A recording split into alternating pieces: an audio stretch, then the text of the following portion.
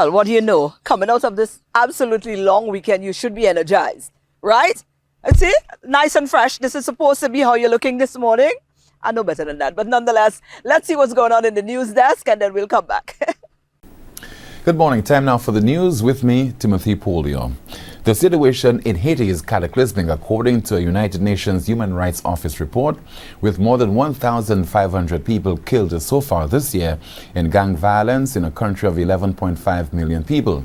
UN human rights expert William O'Neill said Thursday that the violence, which has displaced hundreds of thousands and caused a humanitarian crisis, is the worst in more than 30 years.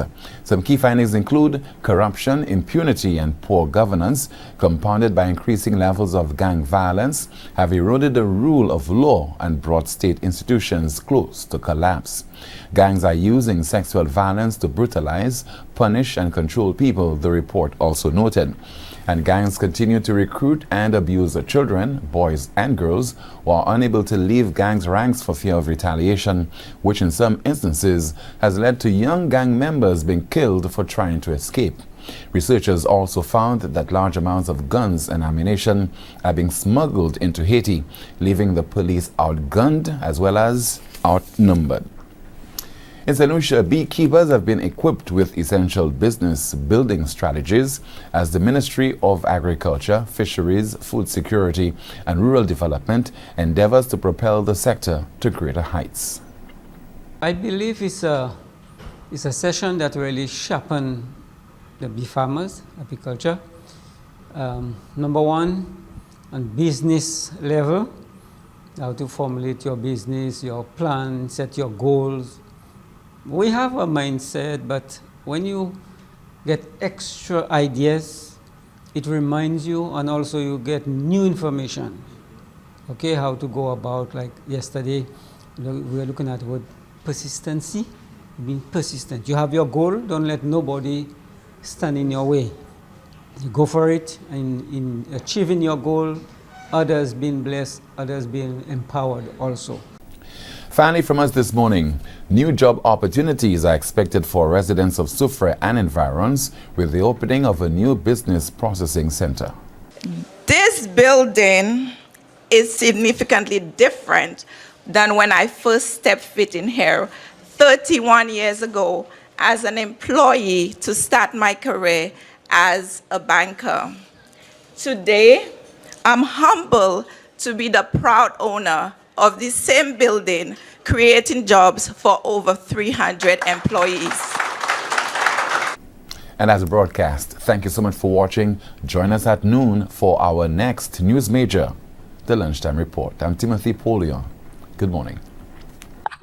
Thank you, News Desk. We need to take a short break and we'll be right back.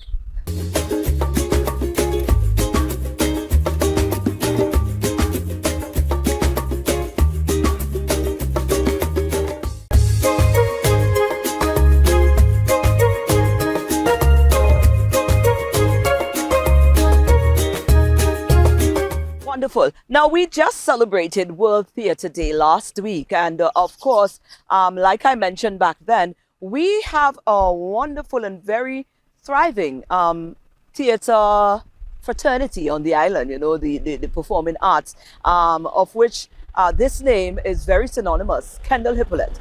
And they're celebrating 40 years as Lighthouse Theatre.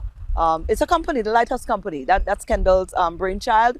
And they're celebrating their 40th anniversary. Now, that's really lovely, isn't it? Mr. Kendall Hippolyte is here, and I'm honored to be sitting in his presence because he's no stranger to the world of theatre, the world of culture. you best believe we're about to go there. Certainly, because that's how I'm exposed to you. I would not known of you before, outside of that. So I'm trying to have a private life so I can live in underground crime, no criminal activity. That is not, according to them Jamaican, that not gonna happen.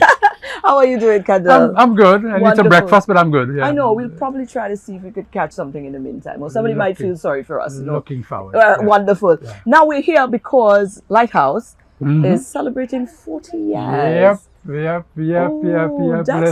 That's huge. It's been amazing. So the last we started in 1984, And we had to tone things down after about like 2001. We did things off and on, but we lost our space in 2001.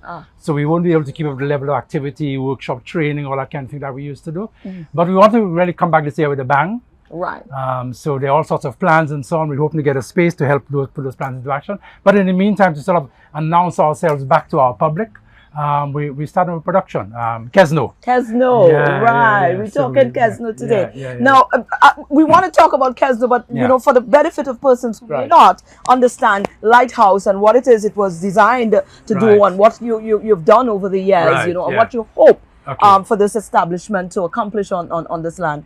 Just briefly run through that for us. All right, so briefly. So I say we started in 1984, and we really tried to reach out on a number of fronts. So we tried to do a theater that was theater from the Caribbean, from Europe, from America. It was an education for the actors as well as for the audience, you know, because things had gone a little bit dormant. So we reached out to, in all those areas of plays. We did improv work. We hosted groups, both from other countries and from within St. Lucia itself, like Suffragette Action Theatre. Right. We used to run workshops, like I did a directing workshop one time, and people like Hayden Ford, Drina Frederick, that's where they started, and we took it from there. So training was always a big part of what we did. And we tried at times to do texts that were being done in the schools, so that there was a school audience, you know, for some of the things. So we want to be able to continue that kind of work, you know, and to really put a big emphasis on making a connection between the cultural life and history of St. Lucia and what happens in the theatre. So that when people come there, so to reference what Kentilia was saying, people come and we see ourselves there. Right. You know, that's what we really want to achieve. So it's all systems go for this year. Right, more and more persons are coming in. They film people might come in here, do little bits using our backdrops, using stuff like that. And we probably left out, or our story is not told because we are not the ones telling our story. That's it. So if we can get closer to that, where we are the ones who spearheading, telling our stories, or go well for us, don't. You hit the nail on the head. No, really, Certainly. you did. Let's talk about that production now that you're putting on as part of your 40th anniversary. Kesno is a very, very apt example of showing us ourselves, because Kesno, I'm not going to go into detail in the story, but Kesno is based on a historical incident that actually happened in St. Lucia in 1919. It's a murder and robbery and things. The area Black Malay is named after a man, Black Malay, who was a legendary character in his time. Wow. All sorts of amazing stories and so on about him. I suppose in our terms, some people might refer to him as kind of a Don figure, you know. Right. I mean, he did a lot of good and so on, but at the same time, not a man who necessarily always had respect for the law. Right. But, you know, he made it from down and so on, went right up, you know. Really made it good. Wow. People benefited from his enterprise, Right. but at the same time, could be a man who could be a little, you know. So it focuses on a particular part of his life after he'd been, you know, along with an estate work of his. Kesno was the estate worker's name. Okay. So that's the play gets his name. Right. So the two of them were tried for a murder and robbery, and eventually hung. But the play goes to their last day on earth. In the play set in a jail cell, Right. with flashbacks to the murder, flashbacks to the courtroom scene, and so on. So it's really, really fascinating, because look at all the race and class divisions that were in St. Lucia at the time that would hold down people like that, and how we made it through despite that, you know. Wow. So yeah. This sounds deep and It's- quite interesting. No, Very entertaining. That a lot is of where I fun. want to be. A lot of fun. I know, but now you've picked my interest. I want to be there. You need to When be is in the play. When is? Oh, I don't care. Give me a role. Give me something to do. okay, cool, I'll try to fit myself in some way. When is the play due, and when can we view it? Where can we view it? All right. So we're opening in Marsha at the Romanus Lansico Human Resource Development Center. That's in Entrepot. Yes. Yeah. I don't know if it's been used for theater That's before. right. That's my home. That's next year. Okay. Yes. Yeah, right on your there. ends. Okay. Right. Yeah. So it's been there. So on Saturday, April the 6th. Okay. At 8 o'clock, and then we're taking it from there to on April 20th, Saturday, April 20th, we're taking it to the Vladimir Lucian Theatre in Gros Islet. Rosalie. That's right. So for those two performances, those are pretty set. All arrangements have been made and so on. But we want to take it after that out to the communities in St. Lucia. We had planned to do that in 2020, but COVID, etc., and then we took a while getting ourselves back together. So we want to take it definitely after that to Dennery, to Chazelle, to Soufriere, to Labrie, you know. So those are plans that once the finances, the resources come in, we want to take it out there. So bring it back to the people, you know. I like this. Yeah. This sounds quite interesting. Now, we Yeah. want to continue to follow Lighthouse. Is Yeah. there any way we still could follow you on your Well, social? actually, listen, the amazing Cantilia Louis has actually set up a Lighthouse Facebook page. There you go. Listen, I'm a not just a newbie. I'm just like a, you know, Yeah, I know, I I'm in that understand. century. You understand? I write letters by hand. Right. But there's a Lighthouse. There's a Lighthouse Facebook page. It's just up and running. Right. So we'll be able to post stuff that's upcoming and post some of what we've done before. You know, flyers, pictures, that kind of thing, Nice. and to talk about what we're doing. So you can follow us on Lighthouse Lighthouse State on Facebook. Well, congratulations on your Yeah. 40th anniversary. Thank That's you. huge. Thank you. Thank you. Here's to 40 more and 40 more and 40. Absolutely. And for you to be around for all those 40 I want plus to be years. here. I definitely want to be here. Thank you so much, Kendall. Thank you. Thank you. And Appreciate congratulations it. again. Thanks a lot. Yeah.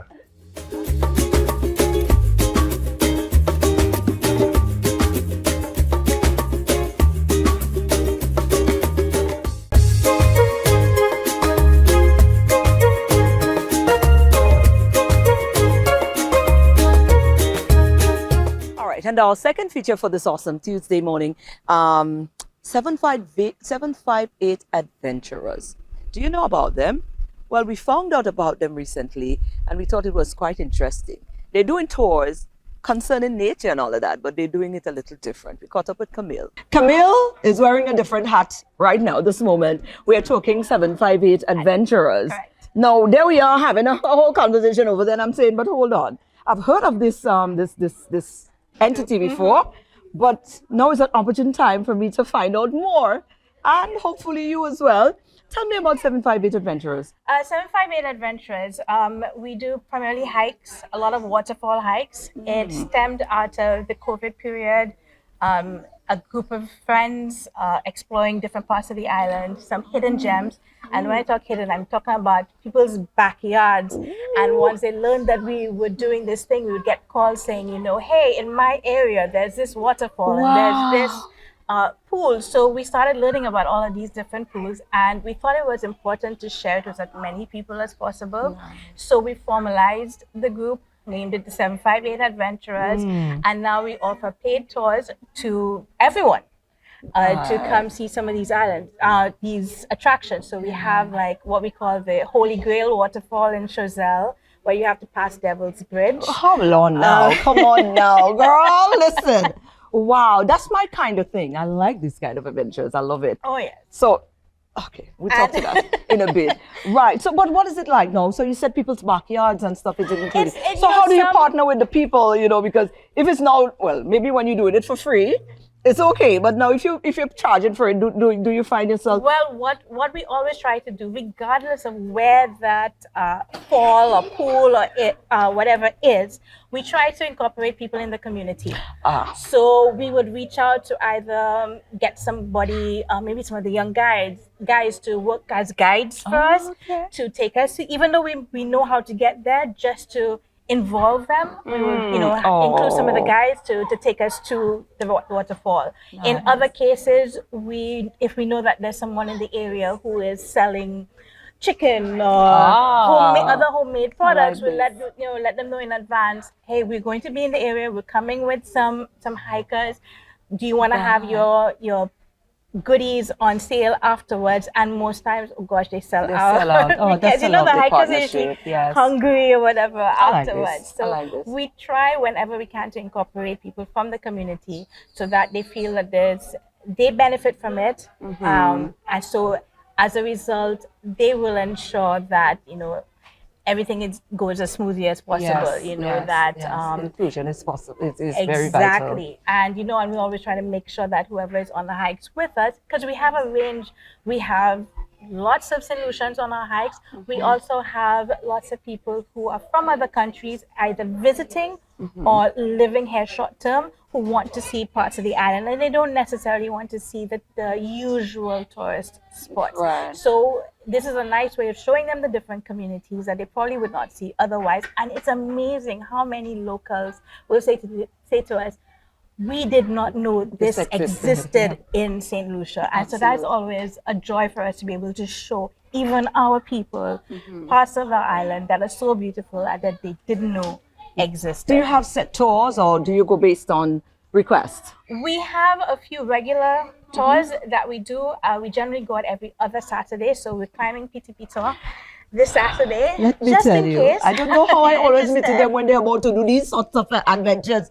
and they want to drag me along. Yeah, take your time with me. We'll go to a few waterfalls first. But listen, you will be in very good company because 758 Adventures is made up of myself, Camille Huggins, as well as Jason Sayers and Julian Toussaint. Oh, these are the experts. Exactly. Now, these are the guys who have the current record of 5 hours and 12 minutes for climbing all 3 peaks in one day. Mount Jimmy, PT Tour, and Gopi Tour. All 3 in one day. I know it's crazy. I get tired just thinking about about what they do. Right. So you know that when you are on one of our hikes, you are in good hands. Wonderful. Okay, so I want to book a tour. I want to book one of your things. What's the process? Well, we are available on Instagram as well as Facebook as 758 Adventurers. So you can message us there. We also have a WhatsApp group because we have found that we get so many people who come more than once on our hikes. It's become a little bit of a family. And I just want to make it clear because some people think that we are a club. We're not a club. It's just that we have formed bonds with our hikers. So they tend to come repeatedly on our hikes. So as a result, we formed a WhatsApp group as well. And we tend to share the information there first. However, we can easily be reached on Facebook and or Instagram. As The 758 Adventurers. All right. Finally, you started this as a hobby, and here it is now transforming into something that is serving a greater purpose. So what is your vision for this group? Ideally, I would love to make this my full-time job and just be able to take people out on hikes every day of the week, be able to, go to guest hotels and offer them an alternative. We've actually had a few visitors who have on vacation will want to climb one of the peaks. So they reach out to us and we will facilitate, individual private hikes. So I'd love to be able to do more of that. I'd also like to get the message out there to everybody that hiking is not just for the very physically fit. We have different levels, hikes, different levels of challenges. So we have those that are fairly simple, and we've taken kids out on hikes. And then you have those that are a little bit more challenging. So there is a variety for all different fitness levels and interests. So I'd like to be able to get more people out there, seeing our islands and not being afraid to come out. And an interesting thing that we have found is that most of our hikers, based on our the statistics you get on Facebook and Instagram and so on, a lot of people who follow us are women. And as a woman, I can understand that. You think we're easy? No, but before I started hiking with this group, I always wanted to go out, but I did not have people to do it with. And it's unfortunate that, it's not recommended that we go out on our own. So just the fact that there's so many of us women who want to hike, and then there's now this inclusive group that, is very safe and inviting. We're such a friendly group as well, if I do say so myself, So it just makes a world of difference. It's nice to be able to have that opportunity for more women to come out and participate in activities like this. Camille, thank you. You will be seeing me soon, because that's my kind of thing. Not Saturday, though. I wouldn't promise Saturday. If you see me Saturday, then just count your blessings. But so what? We'll exchange numbers, and I will send you our calendar for absolutely. the next I'll be on one of those. Kendrick will go on one, yeah? Yeah, man. No, Kendrick, eyes open. The look on his face. Certainly. Well, we'll catch ourselves on one. Camille, thank you.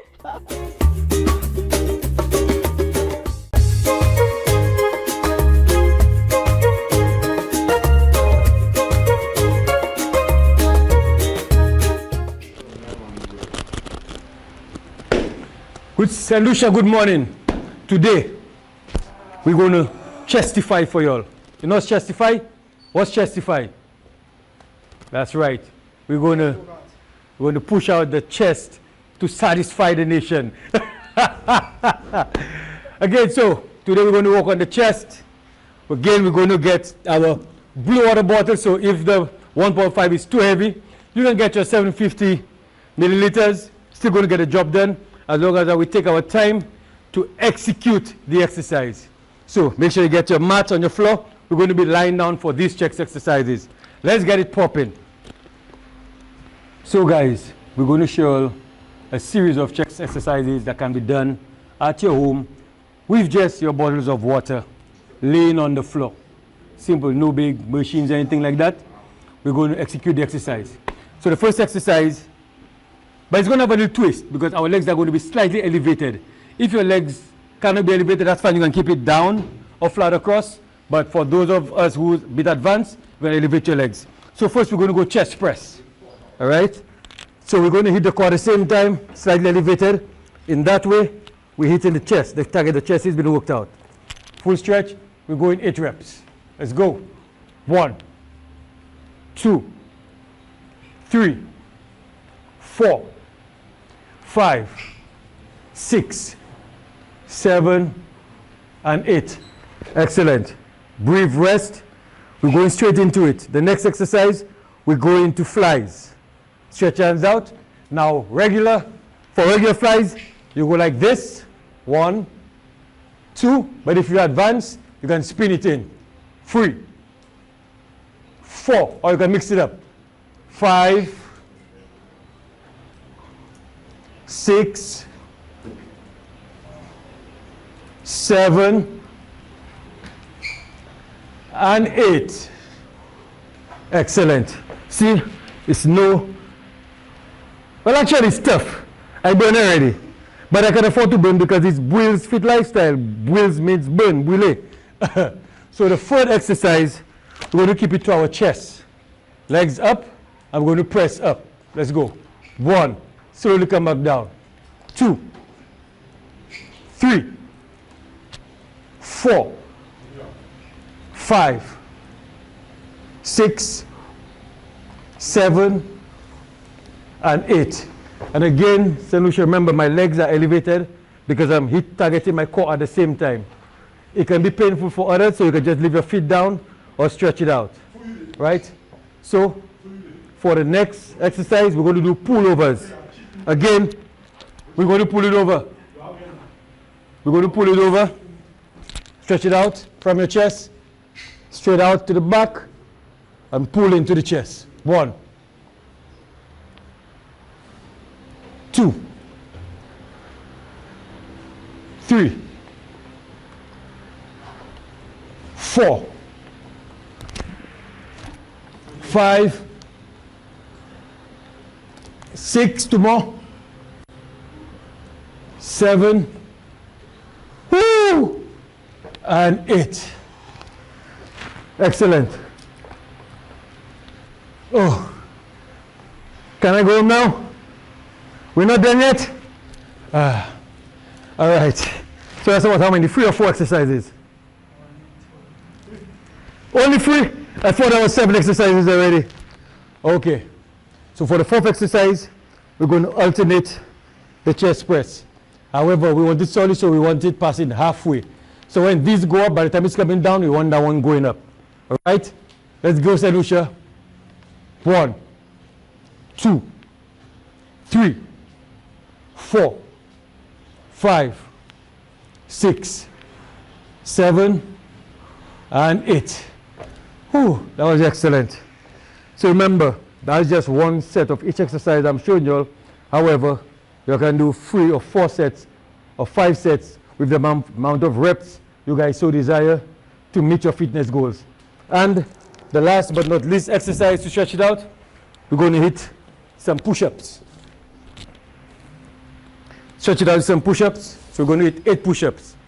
Again, if you want to build, you take your time, take it slow, tone a little faster, but get the job done. Remember, if you have carpet at your home, you don't want your face down, you don't want to breathe in the dust. So you keep your head forward. All right? Let's go.